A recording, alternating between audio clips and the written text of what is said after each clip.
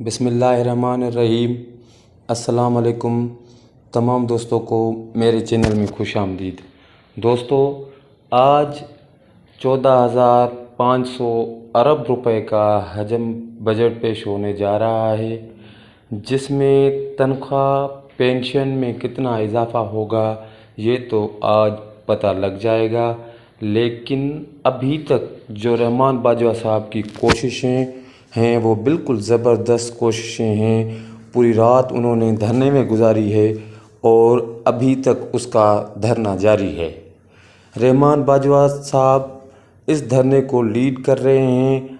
आए आपको दिखाते हैं कि उसका क्या कहना। कि इनको दो ऑप्शन दी जाए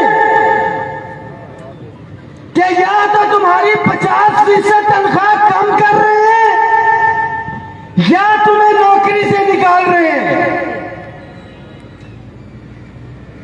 तो ये पहले तो थोड़ा सा आंकड़ेंगे, हमें नौकरी से कौन निकाल सकता है, हम सरकारी मुलाजिम हैं। मगर दो मुलाजिमों के ऑर्डर निकाल दिए तो बाकी सारे मसले के ऊपर लेटे होंगे कि शुक्र है 50% तनख्वाह कम होगी, हमें नौकरी से नहीं निकाला गया।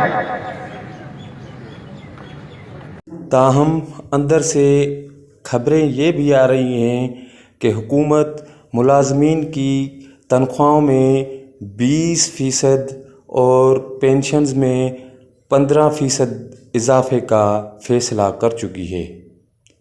जबकि रहमान अली बाजवा साहब का हुकूमत के ऊपर पूरा प्रेशर है कि हमारी चार्टर्ड ऑफ डिमांड पर अमल किया जाए।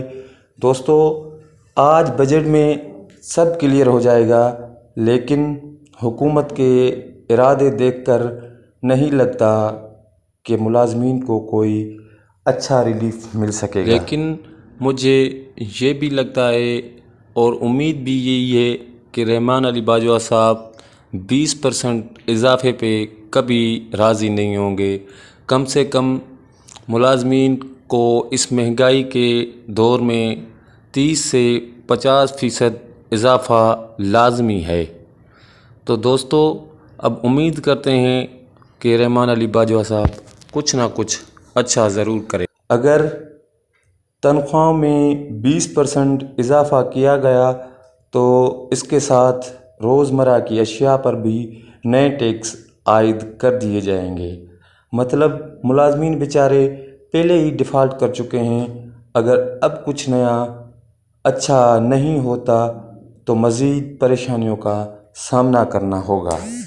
अब देखते हैं कि आज गवर्नमेंट मुलाजमीन के लिए क्या कर सकती है और भरोसा रखें, अल्लाह पाक आसानियाँ फरमाएगा। मज़ीद मुलाजमीन के बारे में अपडेट हासिल करने के लिए मेरे चैनल को लाजमी सब्सक्राइब करें, ताकि हर नई आने वाली अपडेट आप दोस्तों के सामने आती रहे।